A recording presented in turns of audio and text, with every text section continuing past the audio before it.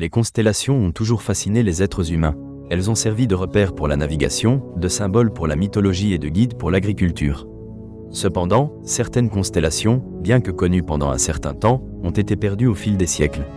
La disparition de ces constellations témoigne des évolutions de nos connaissances astronomiques et des modifications culturelles. Plongeons dans l'histoire des constellations perdues, explorons leur signification et analysons leur impact sur notre compréhension actuelle du cosmos.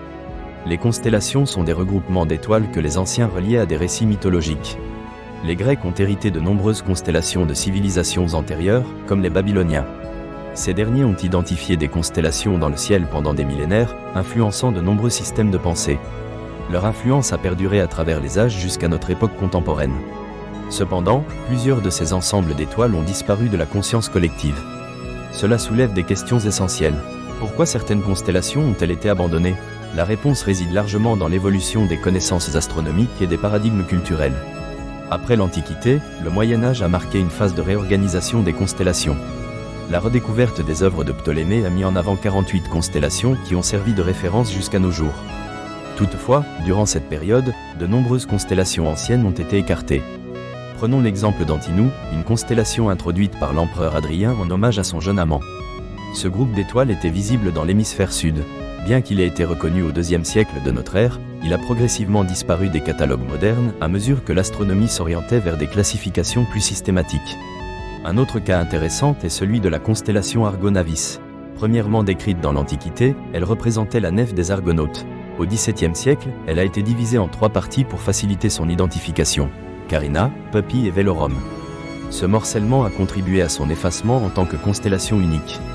Parmi les constellations méconnues, on trouve également des formes qui pourraient sembler absentes aujourd'hui. La constellation de Catalina, par exemple, n'existe plus que dans quelques écrits.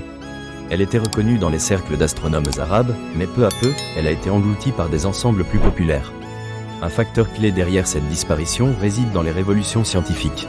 La révolution copernicienne a introduit une nouvelle vision du cosmos. En plaçant le Soleil au centre de notre système, elle a remis en question le modèle traditionnel de constellation associé à la mythologie. Les systèmes de constellations ont dû être réévalués.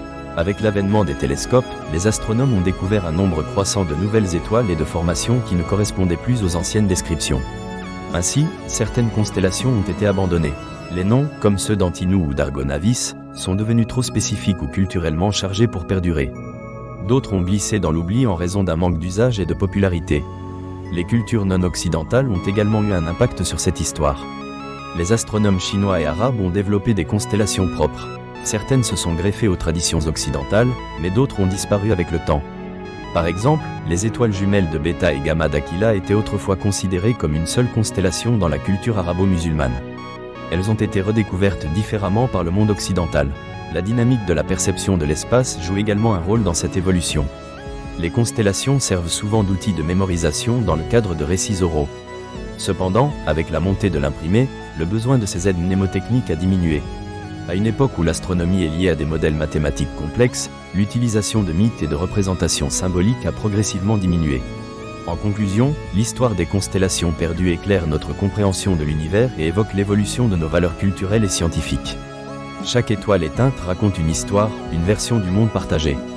En étudiant ces constellations disparues, nous comprenons comment les civilisations anciennes interprétaient leur ciel et comment ces interprétations ont façonné nos connaissances modernes.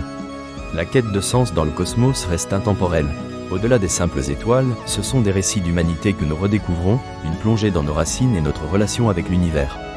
Lorsque nous levons les yeux aux cieux, nous ne voyons pas seulement des étoiles, mais les vestiges d'histoires oubliées, tissées dans le tissu de l'espace et du temps.